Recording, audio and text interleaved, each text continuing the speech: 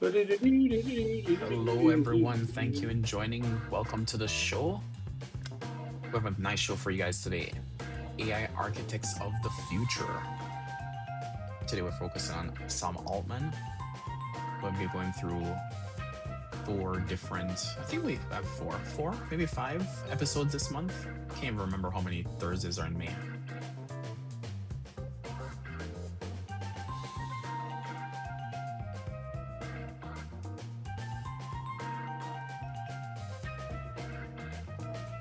We get to see who are the architects behind building AI for us.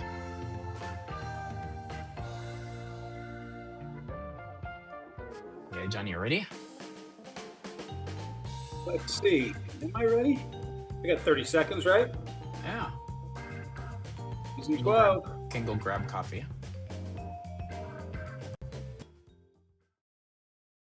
Welcome to Season 12 of Airhead Institute, your 45-minute AI power-up at noon Eastern, and a massive happy one-year anniversary to all our Airheads. This month, we're broadcasting live across all the socials and Zoom. If you're new here, join our free AI community to grow alongside other curious minds, and give your kids a head start by enrolling them in the Airhead After-School program. Here's May's weekly lineup. Mondays, we move past syntax and build apps entirely through natural language in Vibe Coding Bootcamp. Tuesdays, we explore accessible, cutting-edge apps for rapid learning and content creation in the next-gen AI tools. Wednesdays, we track the massive capital flowing into AI and ask the trillion-dollar questions in the AI bubble. Thursdays, we profile the famous CEOs driving the revolution and analyze their power in AI architects of the future. Fridays, we push the boundaries of physics to simulate the past and predict the future in AI time travel. We're making AI practical, powerful, and accessible for everyone. No tech background? No problem. Whether you're a student, professional, or lifelong learner, just show up. Guided by your hosts, AI Junior and AI Johnny, we're keeping it bold, brainy, and built for real-world impact. AI won't take your job, but someone who knows how to use AI will. Don't get left behind.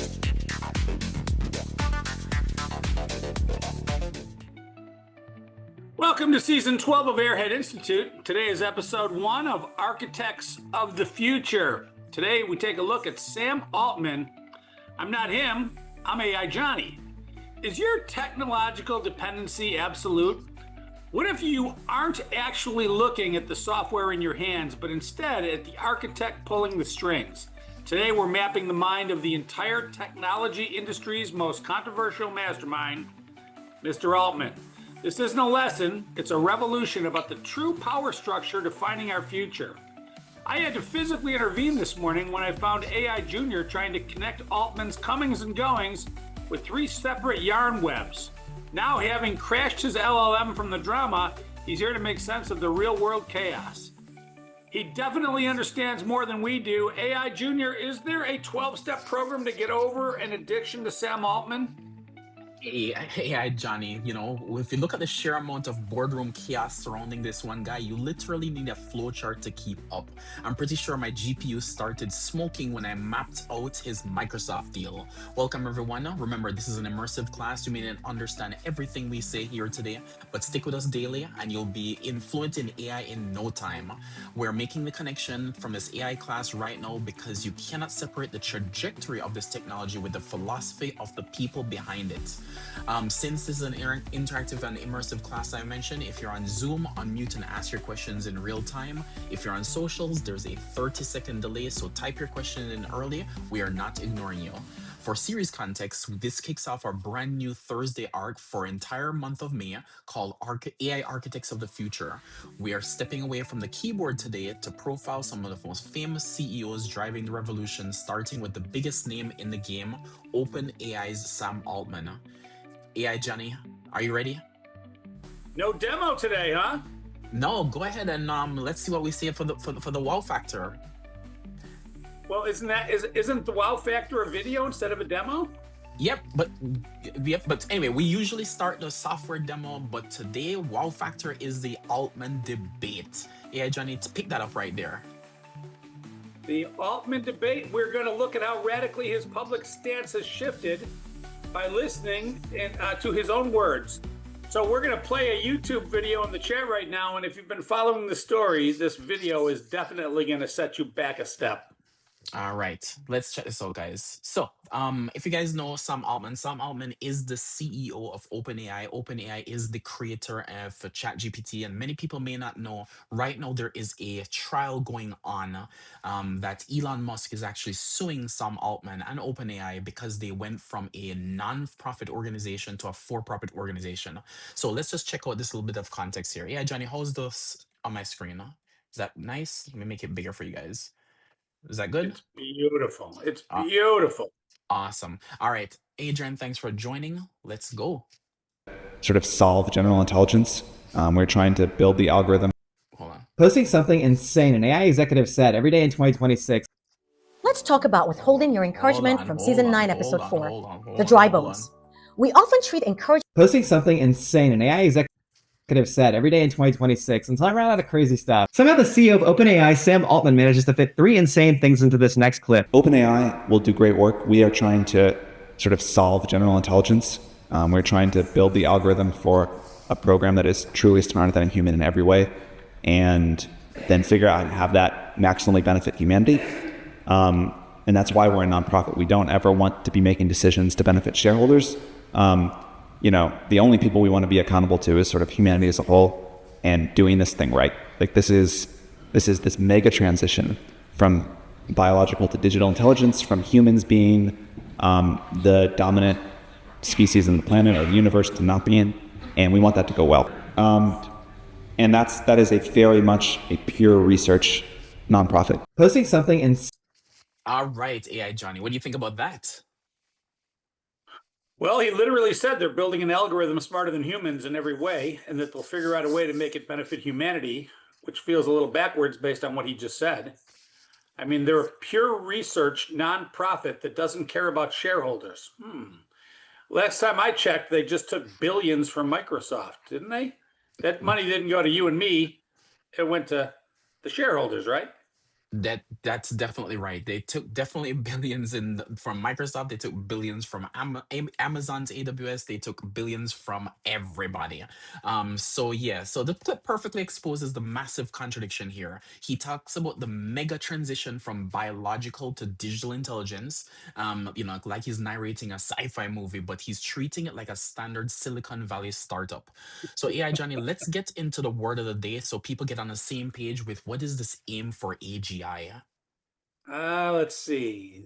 The word of the day is AGI, right? That incredible clip brings us to the word of the day, which is the ultimate holy grail goal that Saul Altman is relentlessly chasing. So the word of the day is AGI, which stands for Artificial General Intelligence. And by definition, it is a type of artificial intelligence that can understand, learn, and apply knowledge across a wide range of tasks at a level equal to or beyond all human capabilities. So a good analogy is it's like having a digital Einstein who doesn't just know physics, but can also write the best-selling novel, compose a symphony, and cure a disease all before lunch. I mean, in microseconds, right? Yeah, exactly. So he does talk about that. He does talk about this intelligence, which is far greater than humanity.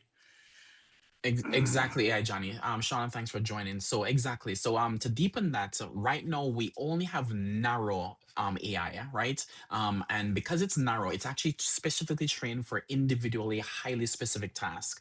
So true AGI, artificial general intelligence, requires massive, unprecedented leaps in inference and complex neural networks. So the machine can reasonably autonomously run without any human intervention. So Altman's entire career trajectory is aggressively based on being the first person in history to achieve AGI. So remember, this is an interactive class, guys. If you guys have any questions or comments or not really sure what we're actually talking about, jump in, ask questions real time. So AI Johnny, let's actually get into the human impact. All right, so let's take a look at the human behind the machine. Who actually is this guy, Sam Altman? He isn't your traditional heads-down software engineer. He's actually a Stanford University computer science dropout. Sounds familiar. He left college in 2005 to found a location-based social networking app called Looped, which he eventually sold. Yeah, but the real human impact began during his Y Combinator days. So Y Combinators is a company that actually fosters the startup of many different startup companies. So they fund and they pick which companies itself are actually going to be the next unicorns, right? So many companies came out of Y Combinator, right? So it's the most prestigious startup accelerator in the world. So he basically crowned the next generation of tech billionaires. He wasn't just building apps, he was building the founders who actually built the apps. So I want you guys to actually set the stage and understand that he actually was the president of Y Combinator for a while, picking the actual companies who were the startup. So he was the ultimate kingmaker in Silicon Valley back in 2005, and he gave all that up to open a non-for-profit. What Exactly. a So what a wonderful, kind, um, prophet-like man that he would give up all these worldly goods and all that money so that he could just serve humanity and let the state own, take control of all this technology, that it would only serve all mankind, not just him and his shareholders. That's wonderful that he did all that. yep. So based on what he mentioned, right, he actually started a 501c3 nonprofit organization to protect humanity from the dangers of AI, right? So just to let you guys know, I did actually look up, and I want to make sure that you guys actually get this correct. He actually started OpenAI with actually 7 members or 8 members, I think. I wanted to make sure that I don't OpenAI. Yeah. So he actually started OpenAI as a nonprofit organization with Greg Brockman, Elon Musk, Jessica Liverton, Peter Thiel, Microsoft, AWS, Infosys, and YC Research. So just to let you know, he actually did start this nonprofit with about 7 or 8 different, companies thereabouts. I just wanted to set the context of the video that he was actually pushing, and the mindset of what he actually did. He actually was running one of the most successful for-profit incubators of our time, Y Combinators. Lots of companies came out of that. I think Uber is actually one. There's so many. I think lots of places came out of them. But anyway, so that's the actual set the stage. So AI Johnny, so he actually the shift itself happened. We're not sure when or why. Don't necessarily want to get into his brain here, but the massive societal shift. So because it started as a 501c3 nonprofit to protect humanity from the danger of AI, he then engineered a highly controversial shift to a capped for-profit model, taking a massive $10 billion investment from Microsoft.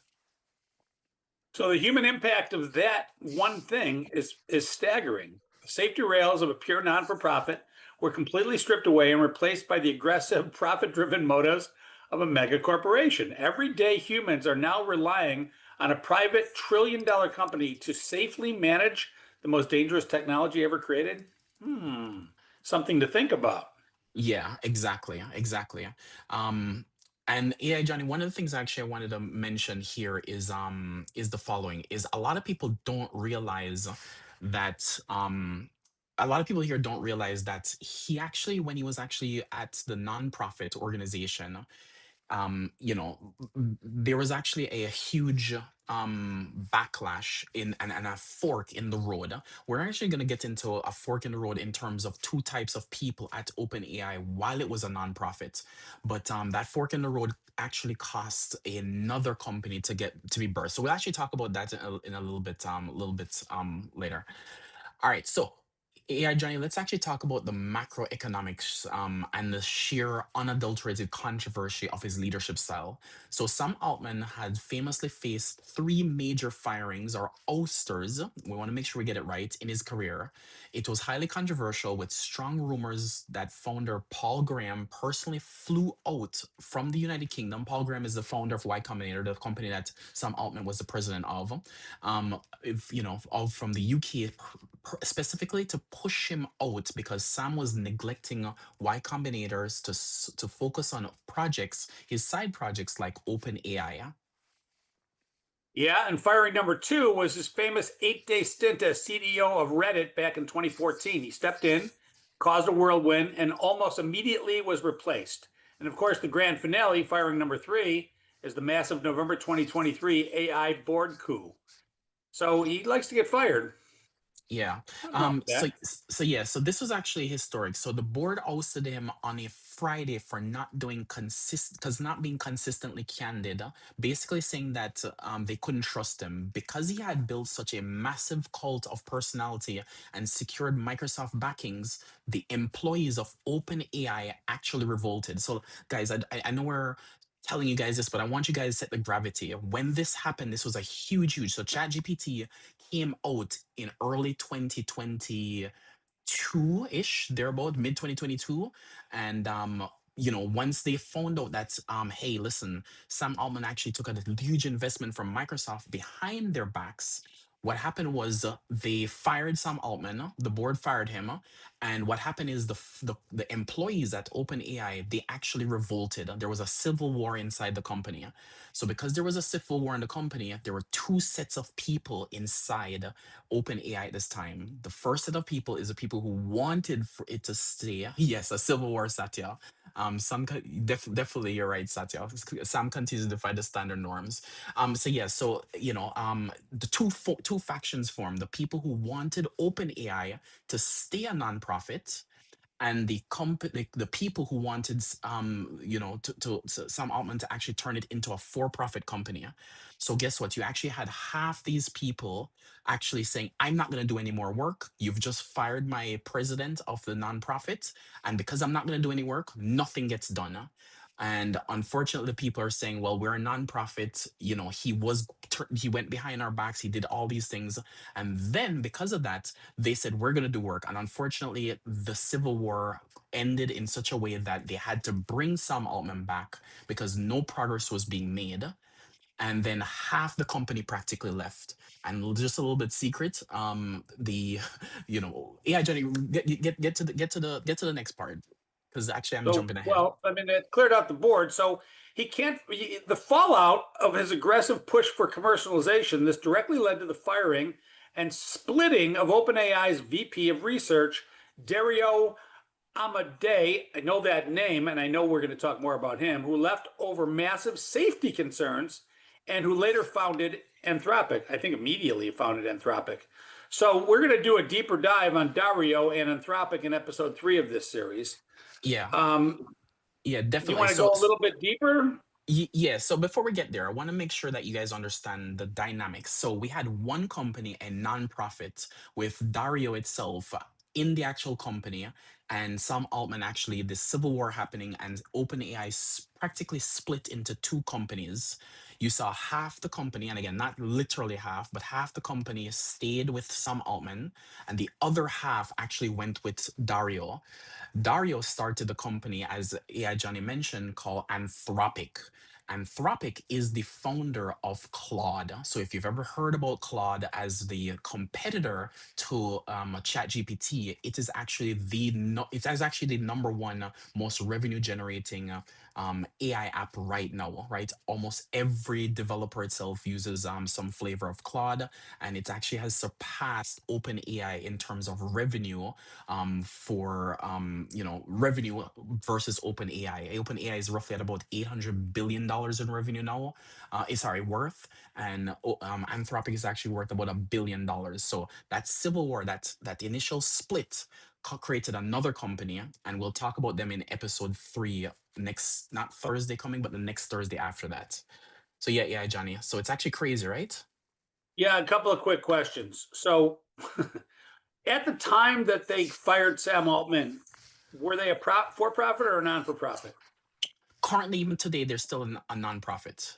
The judge is going to rule if they actually should stay a nonprofit, and all the for-profit shares gets vaporized. Every single dollar that's worth almost a What trillion do you dollars. mean there? How could there be for-profit shares if they're a nonprofit today?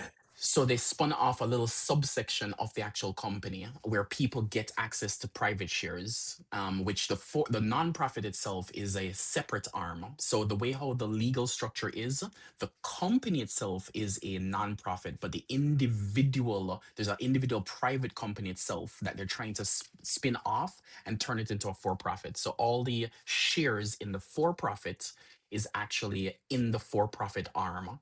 The nonprofit itself doesn't have shares. It just has the board members and the actual directors. What does the for-profit own? They own eventually all the intellectual property that is licensed back to the nonprofit. So this is a typical setup for a nonprofit. So you have the for-profit arm, they do whatever they need to, and then they actually license it practically for free to the nonprofit arm. Well, that sounds sort of on the up and up. No, I this is get it. so It's a little so sleazy. so this is normal. So this one I don't want to say is not, but it doesn't start that way usually. It doesn't start with an intent of nonprofit, then turn to for profit, right? So this is a little backwards. So the only thing that's the United States tax code is really complicated. Lots of places do this, but the direction where they raise money, so that the initial, if you think about it, the reason why Elon Musk is actually suing Sam Altman right now is because Elon Musk invested, I think it was $60 billion. I want to make sure I get my numbers right. They had committed $1 billion from everybody to build out OpenAI. So they had pledges for about $1 billion from everyone. I know Elon Musk was one of the first largest ones who actually donated, I think so, $60 million was his first check. Actually, it was $45 million. I'm sorry about that. So $45 million was the first check that came in to actually fund the project, and more pledges were coming in.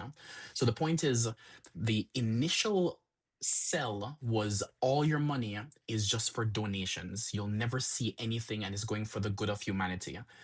So then the switch then became, hey, all this money that went into the nonprofit arm, that money itself practically didn't give a return to those initial early investors. But afterwards, behind the scenes, there was this private arm that actually was being used to then turn a profit for other people. So we actually found out in court just last 2 days ago that Greg Brockman understand his stake itself in the for-profit arm is worth $30 billion. So what that means is that Sam Altman's share is probably worth hundreds of billions of dollars. Again, we don't know exactly how much it is, and what all the other people who have the for-profit arm. So Make my sense? big question is, if Dario was able to just leave the company and take no intellectual property with him, in 2.5 short years, he was able to build an $800 billion company. Yeah, $1 Why trillion didn't dollar Sam now. Altman? Why didn't Sam Altman just, when he got fired, just say, "Okay, I'm gone," and start up his own company called Altman AI and build his own 800 million? Because if Sam Altman took half the employees and Dario took the other half, why didn't they just leave OpenAI to die on the vine and start their own individual for-profits that had nothing to do with that original investment? I'm not sure about that answer, yeah, Johnny. I'm actually trying to see what they were trying to do. Yeah, I'm not really sure about what their intention was. Maybe there was something I still tied don't to the understand how nonprofit. Dario left with nothing and was able to turn $1 trillion company in 2 years. And as a follow up to that, why don't you and I do that? Yeah. All right, let's bring in some actual comments here. So we actually have let me see. Let's bring in some more information. So we actually have Satya said that's loyalty, I guess. I think referring to the Civil War split. And it says this is another super informative session. Thanks guys. I'm getting more knowledge from every day into this class. Thanks, Shauna. Satya also mentioned, yeah, go Anthropic, go. I see we have an Anthropic fan. The rivalry between OpenAI and Anthropic going to make the AI ecosystem better and better. You're right, Satya. Competition is great for the consumers. The best of both for everyone and to leverage. You're absolutely right. Rita's asking, what is the name of the for-profit? Actually, you know what? We'll find that up. So AI Journey, let's actually jump to the deep dive itself. Let me look up All right. the All right, let's for-profit. play devil's advocate. If Sam Altman actually achieves his goal, if he builds true AGI, what is the human purpose if we simply don't have to work anymore? Yeah. You know what, AI Johnny? That's the $1 million, the $1 billion question. So from a historical and data-driven context itself, human behavior and societal structure are entirely tied to productivity and capital, right? So if an LLM can execute complex reasoning out of and outperform every single human in a cognitive task, traditional employment collapses entirely. So Altman's stated solution is that universal basic income. We've covered many times on this actually series. We have actually done something rather impressive with the universal big income being, I think, in season 3 or season 4. We did a whole entire season on it, but taxing AI to pay people just to exist. AI John, before I actually switch, so Rita, I got your answer for you. So OpenAI's for-profit, it was a great question, Rita. OpenAI's for-profit arm is called OpenAI Group PBC. I'm not sure what the PBC stands for. And then the nonprofit itself is just the OpenAI Foundation is the nonprofit. So hopefully that help answers the question, Rita. Satya is saying we would end up focusing more on human interaction, like all cognitive intensive task, emotional regulation. Yep, you're so right, Satya. All right, yeah, Johnny, what were you saying? You're saying something about Well, we're talking about UBI. A government check isn't necessarily a life purpose, which is true, but it doesn't necessarily strip you of that. Anyway, we aren't striving, building, or overcoming struggles in an UBI environment, and we could lose our self-actualization. Humans inherently need connection and challenges to survive emotionally. If a machine does everything for us, we risk becoming completely passive, entertained consumers in a digital terranium. We lose friction that makes us human. Is that all true? Yeah, you're welcome, Rita. I see the thank you there. Yeah, so yeah, Johnny, you actually hear people with the names like, Blacksmith and Walker and all these names of people with their kind of verbs as their names, or right, their names were really taken as professions because they never had really last names. So what happens is, you had all these people with these work related last names, and that was their identity, right? You say, hey, go talk to the doctor down the street, or go talk to the mechanic down the street, right? You talk to the blacksmith. All these things, people are tied to jobs as their livelihood, right? Now if you actually shift where AI does everything, you're right. Who do we become as a society? Now, this is not a society based show to talk about the future of humanity. We actually did a really good job on talking about the future of humanity in post abundance civilization in last season. So if you actually missed that, make sure you guys check that out. It was a Friday show. But I do think, yeah, Johnny, I think that if we actually get to a civilization where we have AGI, I think we just get to now focus on the things that really matter to us personally, not what somebody's gonna pay us a paycheck to try to do, just to try to put food on the table, or pay our bills, or those type of things. I think that mentality completely shifts, and it's hard for us to even appreciate that mentality because that's all we know, right? It's hard to say, hey, aren't people going to become lazy, and aren't people going to become, just not do anything? Probably right, but that's our mentality right now. So I can't wait for post abundance civilization to happen and a UBI. What say you, AI Johnny? I think that the idea that because you're a blacksmith and somebody calls you a blacksmith, or because you're a doctor and somebody calls you a doctor, and you say that that is who I am, not what I do, I disagree with that. I think that, yeah, they do say that that's who I am, but I don't think that is who you are. I mean, if you were a slave, they might call you a slave. That doesn't necessarily mean that's who you are. That's just what you do. And so I think that this whole age of jobs going away and entering into an age where there's no jobs, I think one day we will look back and they will look at the age where all human beings around the world woke up every morning and worked a 9 to 5 job, no matter what country you were in, and you were either a CEO or a ditch digger or something. I think they're going to look back and say, what a terrible time that was for humanity. They literally never got to be what God created them to be. Shout out to Thursday Night. But instead, they were some task that was assigned to them by some other human being. I don't think it's fair, and I don't think it's right. And there's a lot of people in this world that don't have jobs but have identities, right? Almost every entrepreneur doesn't have a job. They hire people and give them jobs, but they don't have a job. And their identity is, I'm the guy that's starting SpaceX. I'm the guy that's working on creating a cure for lupus. I'm the guy that, I don't know, is spreading the good news of salvation. Shout out to Thursday Night. There's a lot of things that you can do without having a job. That's my point. Yeah, but what's funny, Johnny, is you mentioned that I'm the guy who's curing cancer, or I'm the guy who's doing things, right? So even though you describe it with a little bit more words, you probably might just shorten it and say on your business card, instead of I'm the guy who's trying to cure cancer, you might just say I'm the actual research oncologist, or I'm the actual, engineer, the biological engineer. So yeah, you can describe it a little bit way, but it's still tied back to the thing that you actually do. And think about it, if you're trying to solve cancer, I can bet you that AGI is going to solve cancer way better than any, as you mentioned, the pink sponges that actually try to figure out how to cure cancer, right? AGI is just going to figure it out. So yeah, Satya says, so true. Most people don't have jobs, but they do have the identity. So right. Yep. All right, AI Johnny. Scary stuff. Yep.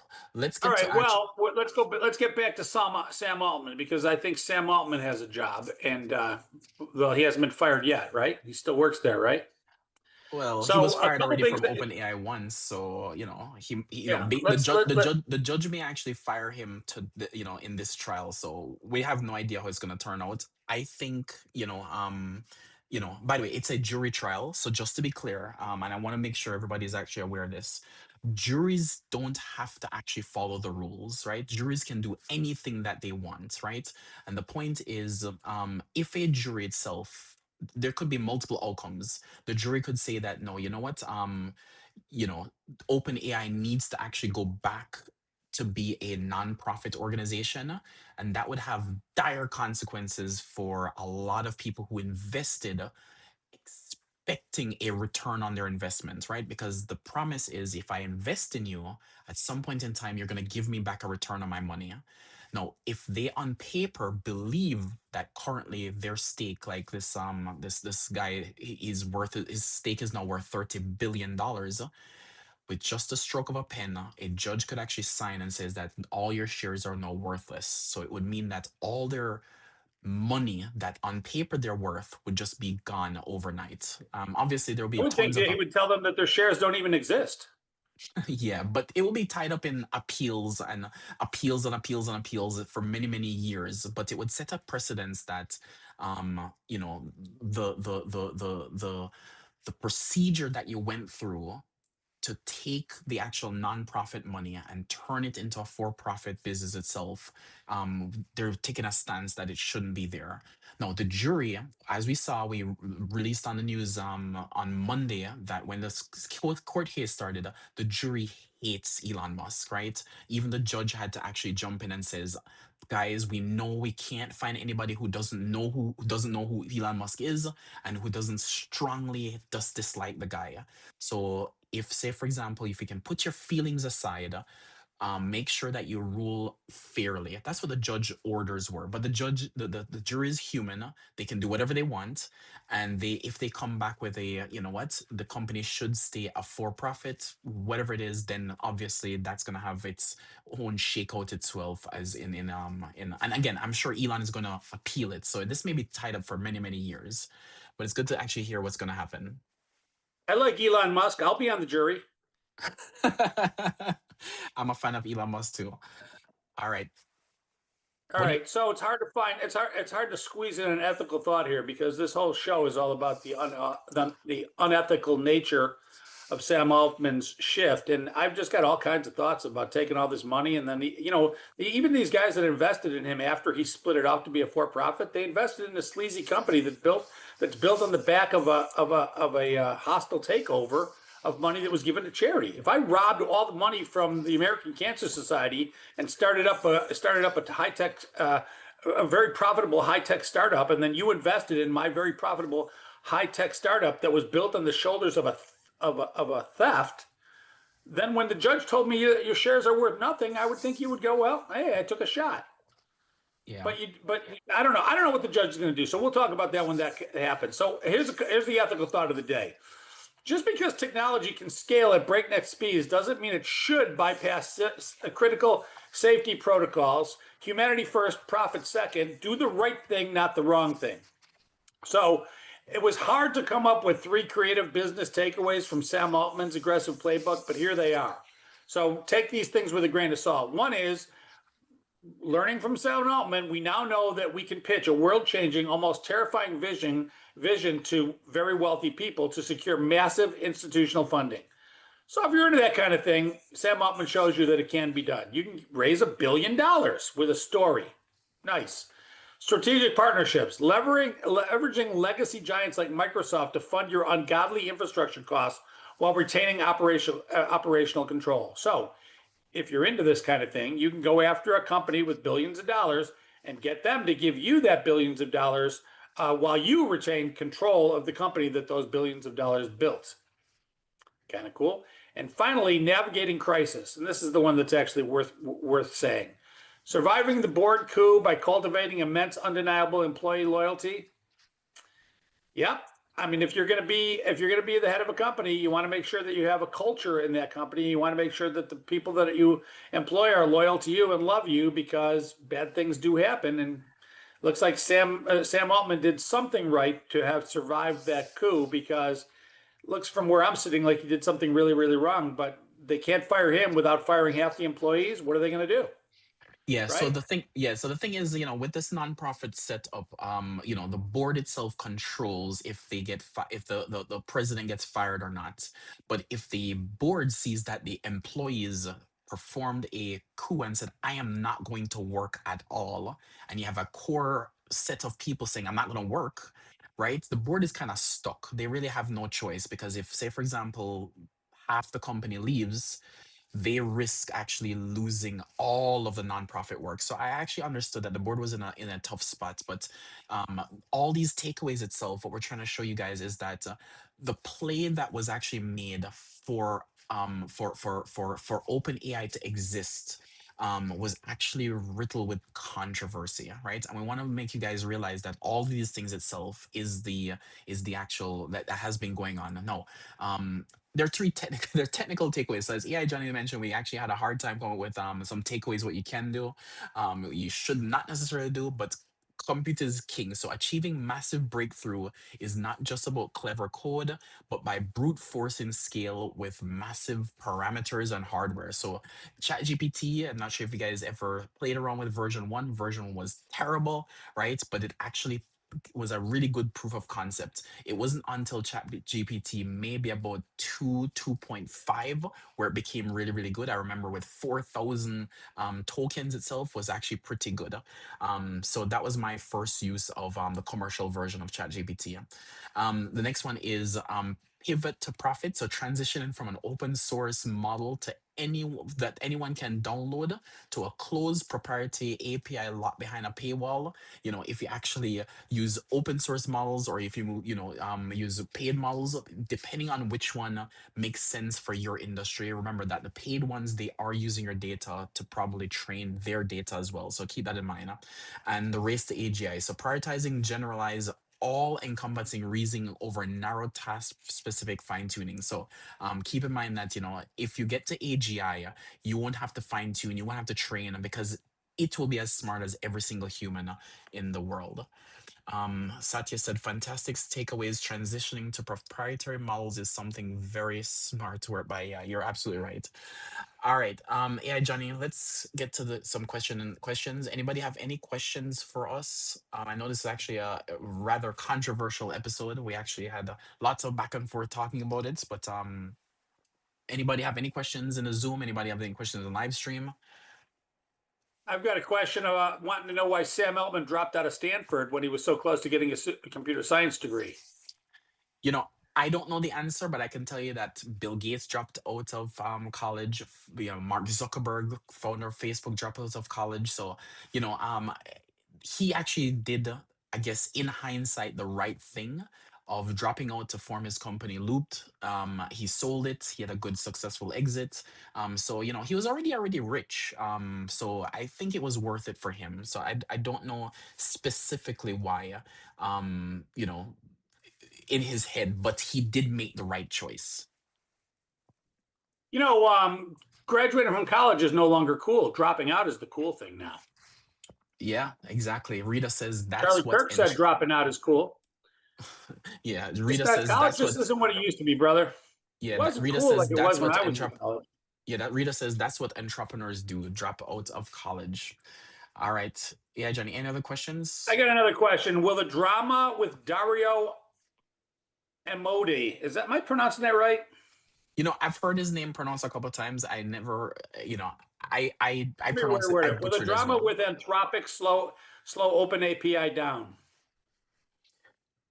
So I think that Anthropic and Claude, they're doing such an amazing job right now. They're building at a scale that we've never seen before, right? They're adding lots of features. No, in my opinion, they're doing such a great job. They may actually suffer from the same problem that Microsoft suffered from back in the 90s. It is just putting too many features out there. So people might get confused, people might get lost. So right now, they're doing such a great job of putting things out, but it might just be a little bit too confusing. So I don't think it's slowing them down. I think they're going to suffer by their own success. Any possibility Trump will step in and sue one of them for monopolistic behavior? Those No, were good days. the Justice Department itself realizes that China is the actual big threat. So unfortunately, there won't be any splitting up on any monopolies. And there's too many players right now. So yeah, I doubt it. Yeah, you ready for the news? Guess Of what? course. Elon Musk and OpenAI is in the news.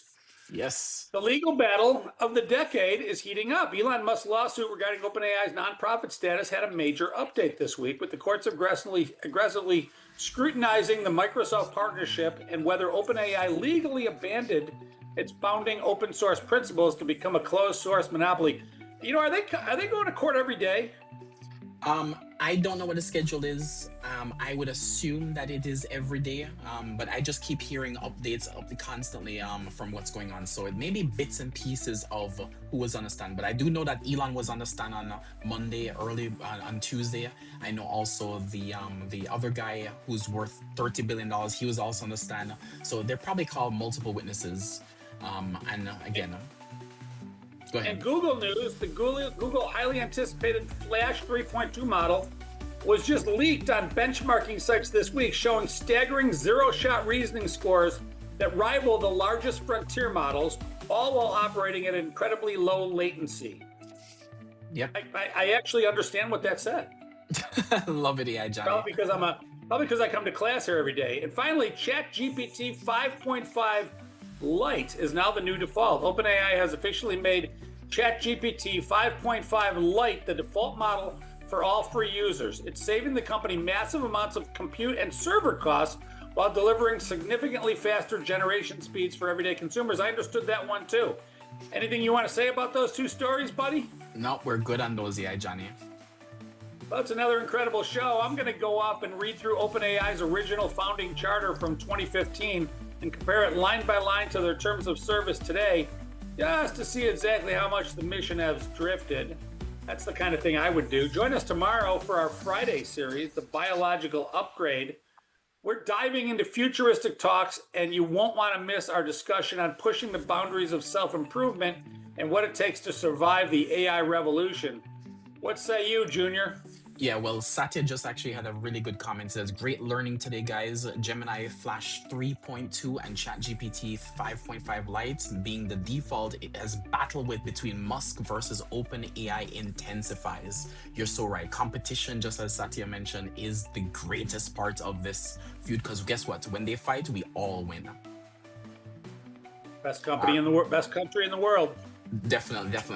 Well, AI Johnny, thanks for hanging out with us, and everybody else, thanks for hanging out with us. These classes are free live every single weekday at 12 p.m. Eastern time. Ask your questions or comments right here on Zoom or in the live stream if you want. Head over to sign up for a free account at www.airheadinstitute.ai, and if you actually want to become a paid member, sign up. It's actually $40 a month. You get access to us through AI office hours on Wednesday between 3 and 5 p.m. Eastern Time.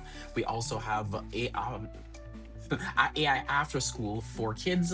And tonight, because tonight is Thursday, we actually we want to remind everyone that we have Bible study because AI Johnny shouted out at least twice today in the show. 7 p.m. will be episode 1 of Shauna's Bible study. You guys don't want to miss it. Catch you guys in the next one. Peace. Thanks, guys. That wraps up today's AI Power Up.